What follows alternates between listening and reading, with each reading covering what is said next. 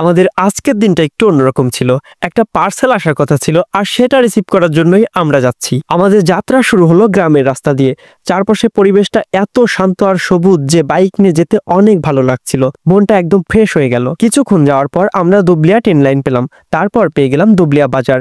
আপনারা তো জানেনই বাজারের রাস্তায় একটু জ্যাম থাকেই। জ্যাম ছাড়িয়ে দুবলিয়া হাই স্কুল পার করে সোজা চলে এলাম কলেজ গেটের সামনে। ডেলিভারি ম্যানের সাথে আমাদের এখানেই দেখা করার কথা ছিল। আমরা তো পৌঁছে গেলাম, কিন্তু ডেলিভারি ম্যানের আসতে একটু দেরি হলো। এতক্ষণ ধরে অপেক্ষা করতে কার না ভালো লাগে, তাই আমরা ভাবলাম এই সময়টাকে কাজে লাগানো যাক। পকেট থেকে ফোন বের করে শুরু করে দিলাম ফটো সেশন।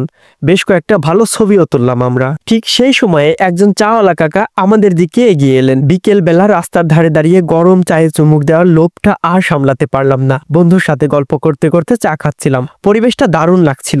মনেই হচ্ছিল না যে আমরা কারোর জন্য অপেক্ষা করছি। চা খাওয়া শেষ হতে না হতেই দেখলাম ডেলিভারি ম্যান চলে এসেছেন। উনি আমাদের প্রোডাক্টটা আমাদের হাতে বুঝিয়ে দিলেন। অবশেষে যেটার জন্য এত দূর আসা সেটা হাতে পেলাম। একটা সাধারণ কাজ করতে গিয়ে বিকালটা বেশ মজাতেই কাটলো। বাড়ি ফেরার পথে প্রচন্ড বৃষ্টি হয় এবং আমরা দুজনেই বৃষ্টিতে ভিজে যাই।